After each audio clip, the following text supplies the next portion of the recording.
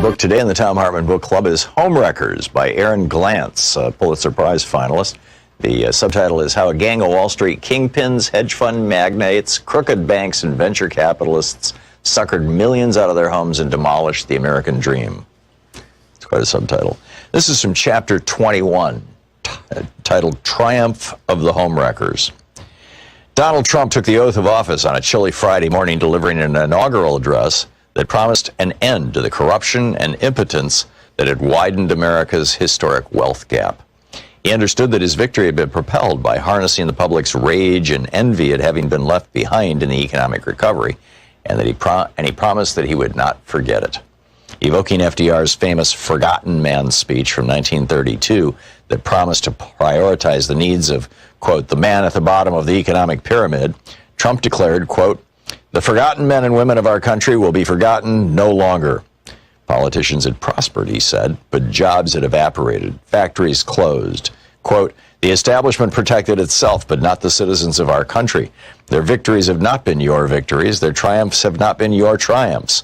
And while they celebrated in our nation's capital, there was little chance to celebrate for struggling families all across our land. This all changes, starting right here and right now, Trump proclaimed, because this moment is your moment. It belongs to you. This is your day. This is your celebration. End of quote. The moment, however, belonged not to the great mass of struggling Americans, but to the new president's most ardent supporters, flamboyant businessmen who profited off the pain of the housing bust and were now poised to steer the ship of state for at least the next 4 years.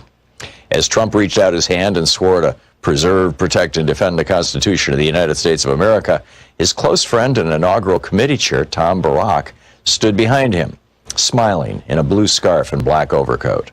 Afterward, Barack and Trump embraced at the U.S. Capitol's inaugural platform. The homewreckers had arrived. Barack didn't take an official position in the Trump administration, reportedly turning down an offer to be White House Chief of Staff, Treasury Secretary, or Ambassador to Mexico. Roger Stone told me he could have had any position he wanted, but working for the government would have meant making a lot less money. I don't think he has the belly for public service, Stone observed. Other homewreckers had no such qualms. If they changed the rules of the game now, they could make more money later. Steve Mnuchin, by now dubbed the foreclosure king by his critics, was confirmed as Treasury Secretary. His top deputy at One West, the bank, Joseph Otting, became the nation's chief bank regulator, the comptroller of the currency. Wilbur Ross, the bankruptcy tycoon who bought Florida's Bank United, became the Commerce Secretary, charged with everything from negotiating trade deals to overseeing the U.S. Census. Steve Schwartzman, the chairman of Blackstone, became chair of the White House's Strategic and Policy Forum, a group of business leaders who were to meet regularly with Trump. Jamie Dimon of J.P. Morgan Chase was named vice chair. Though the group disbanded over the summer after Trump's statement that bigotry and violence on many sides were responsible for a white nationalist's killing a counter-protester in Charlottesville, Virginia, Schwartzman, along with Barack, is said to be among a small group of outsiders, including Sean Hannity, who are put directly through to the president rather than being routed through the normal communications channels. Hannity reportedly chats with Trump nightly. Schwartzman has flown on Air Force One.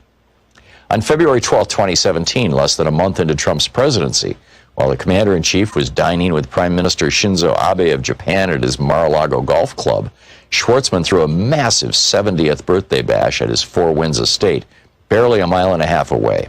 This time, neither Donald nor Melania Trump could make it, but daughter Ivanka and son-in-law Jared Kushner did, along with Mnuchin, Ross, and a who's who of high finance and culture, from Henry Kravis, co-founder of the hostile takeover firm Kohlberg Kravis Roberts, to the fashion designer Donatella Versace. The party featured live camels, trapeze artists, fireworks, and a gondolier. Schwartzman's tennis courts were covered with Asian-themed staging. The man who'd hired Patti LaBelle to sing Happy Birthday for his 60th was serenaded by Gwen Stefani on his 70th. After Happy Birthday, the peroxide pop star took a, quote, a quick twirl with the birthday boy around a dance floor constructed inside a two-story tent where acrobats shimmied and jumped, the New York Times reported. Unlike a decade before, when Schwartzman's glorious pre-bust bash sparked condemnation from sources as conservative as the Wall Street Journal, this time the festivities sparked very little blowback. In her story, Bloomberg reporter Amanda Gordon reveled in the comparison with Schwartzman's 60th. There were some differences, though. She wrote, "Remember that beautiful fur coat on Melania Trump? It was New York in February on a weeknight. This time, no bundling required, with many folks golfing and swimming all day before a balmy night and fireworks alongside a full moon."